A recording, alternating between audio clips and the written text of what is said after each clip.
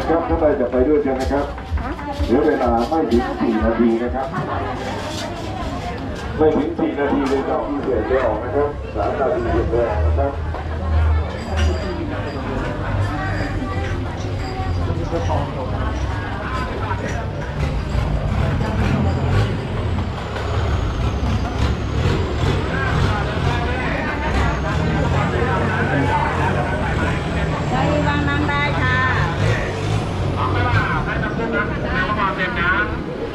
จ่อแล้วเดินเลยพี่มาเลย50 บาทไปก่อนพี่เดินเรื่อยๆเรื่อยๆเลยปกติค่ะเดี๋ยวพี่แบบไปเอานะคนเยอะไหมรอด้วยค่ะ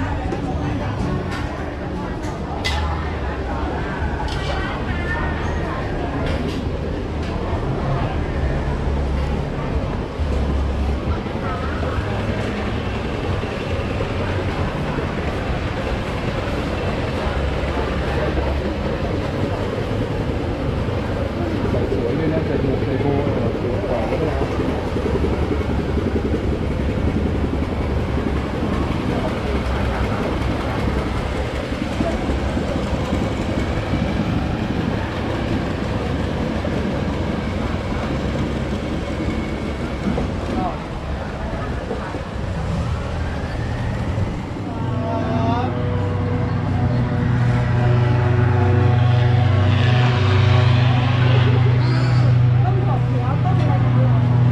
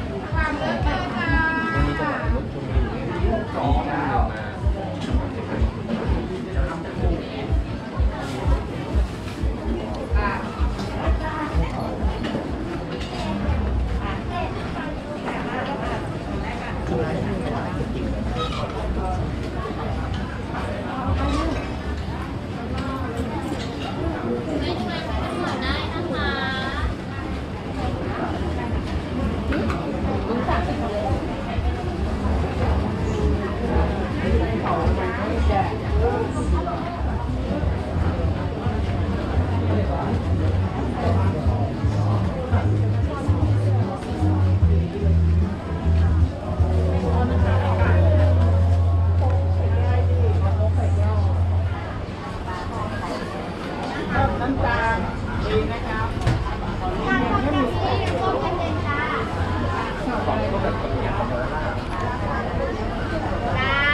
ตาลสดเย็นๆเลยพี่3 ขวด100ค่ะตาลสดอัมพวากันไหมจ๊ะ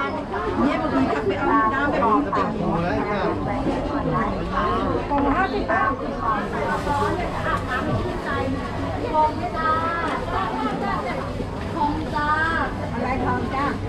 ร้อนๆให้กลับบ้านไปตอนคืนเลยอาบน้ำให้มันเย็นชื่นใจทองเลยจ้าทำไมทองน้ำร้อนแล้วอุ่นเลยที่ไหน